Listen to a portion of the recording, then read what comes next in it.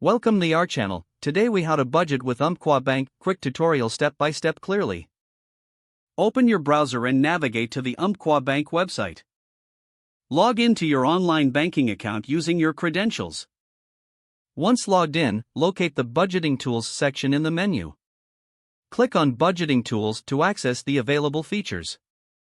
You will see options for creating and managing your budget. Select Create a Budget to start building your financial plan. Enter your total monthly income in the designated field. Next, list all your fixed expenses such as rent, utilities, and subscriptions. Include variable expenses like groceries, entertainment, and transportation as well. As you input your expenses, Umpqua Bank will automatically calculate your total outgoings. Review your entries to ensure accuracy. Once done, click Save to store your initial budget. You can now explore the budget tracking feature. This will help you monitor your spending against your budget. Check this section regularly to ensure you stay on track. If you find discrepancies, adjust your budget as needed.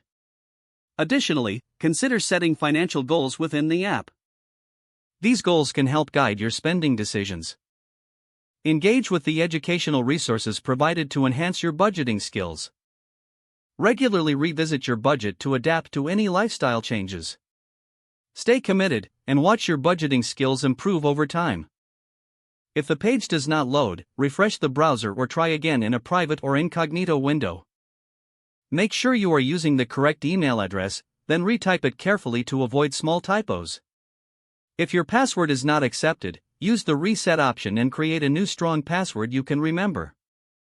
Check your spam folder for verification or security emails, then complete any requested confirmation steps. Enable two-factor authentication if available to improve account security and reduce unauthorized. After signing in, review your profile details so your contact information and settings are accurate and current. If you see an error message, note it down and try again after restarting your device and internet connection. Don't forget to like this video and subscribe to our channel for more step-by-step tech guides.